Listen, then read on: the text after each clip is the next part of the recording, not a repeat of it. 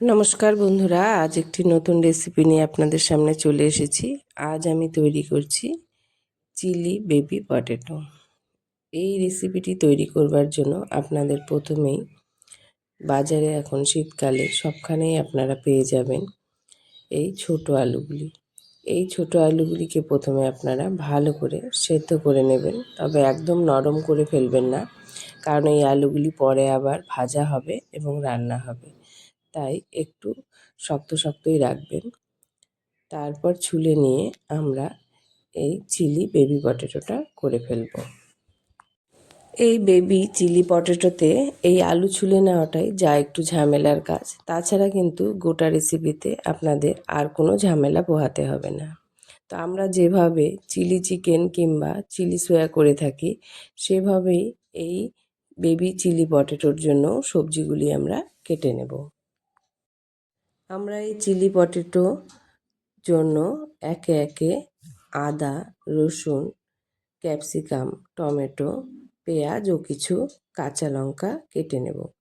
তবে আমরা এখানে সবজিগুলিকে লম্বা লম্বা করে কাটবো না, এখানে আমরা সবজিগুলি একটু ডুমো ডুমো করে কেটে নেব।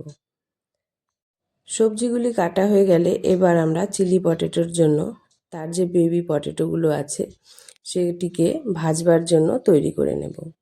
তার জন্য আমরা একটি বোলের মধ্যে প্রথমে বেবি পটেটোগুলিকে নিয়ে তাতে একে একে দিয়ে দেব কর্নফ্লাওয়ার, অল্প চালের গুঁড়ো, তারপর দিচ্ছি আমরা চাট মশলা, কাশ্মীরি লঙ্কার গুঁড়ো ও একটি ডিম।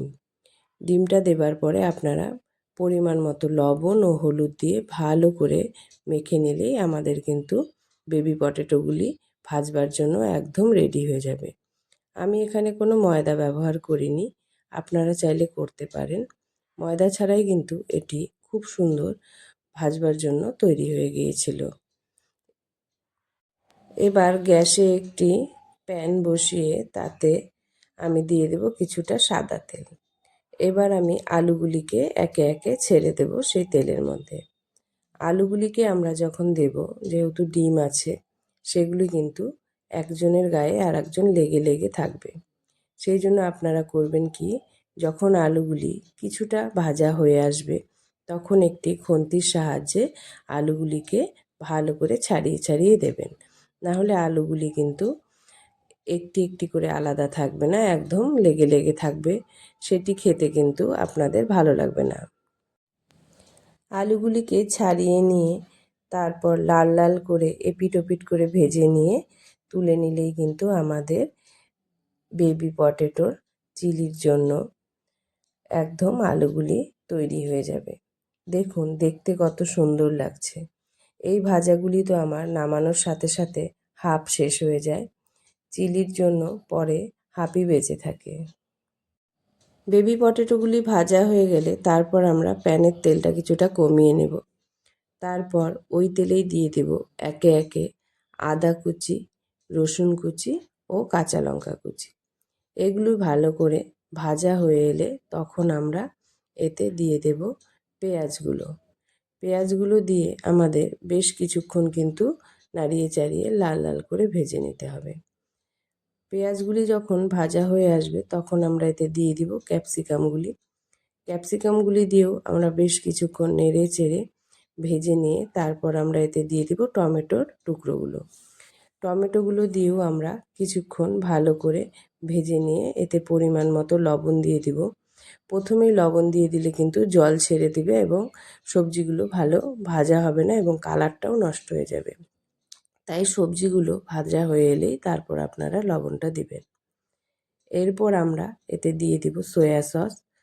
সয়া সস দিয়ে কিছুক্ষণ নাড়িয়ে চাড়িয়ে নিয়ে আমরা এতে দিয়ে দিব টমেটো সস। টমেটো সস দিয়েও নাড়িয়ে চাড়িয়ে নিয়ে আমরা এতে দিয়ে দেব কিছু পরিমাণে চিলি সস। সব সস দিয়ে ভালো করে নেড়ে চেড়ে নিয়ে তারপর আমরা এতে দিয়ে দিব কিছুটা জল। জল দিয়ে যখন এটি একটি গ্রেভি গ্রেভি ভাব হয়ে আসবে তখন আমরা জলটা একটু ফুটে গেলে এতে দিয়ে দেব আমরা যে বেবি পটেটোগুলো ভেজে রেখেছিলাম সেই বেবি পটেটোগুলি। বেবি পটেটোগুলি দিয়ে সবজি এবং সসের সঙ্গে ভালো করে নাড়িয়ে চাড়িয়ে নিয়ে আমরা এতে দিয়ে দেব অল্প পরিমাণে গোলমরিচ গুঁড়ো দিয়েও আবার আমরা ভালো করে নেড়ে চেড়ে নেব। যখন বেবি পটেটোগুলো ভালো করে সব কিছুর সঙ্গে মিশে যাবে তখন এতে দিয়ে দেব আমরা অল্প পরিমাণে কর্নফ্লাওয়ার গুলিয়ে। তারপর আবার কিছুক্ষণ নাড়াচাড়া করে নিয়ে এটি বেশ যখন একটু শুকনো শুকনো হয়ে আসবে তখন এতে আমরা দিয়ে দেব ধনেপাতা কুচি দিয়ে ভালো করে নেড়ে চেড়ে নিলেই কিন্তু আমাদের বেবি পটেটো চিলি একদম রেডি। দেখুন দেখতেও কত সুন্দর লাগছে, আর প্রতিটি সবজির কালারই দেখুন নষ্ট হয়নি, প্রতিটি সবজির কালার বোঝা যাচ্ছে। আপনারা এভাবে একবার সুন্দর করে বেবি চিলি পটেটো খেয়ে দেখুন। চিকেন কিংবা সোয়া কোনোটি এর ধারে কাছে আসতে পারবে না।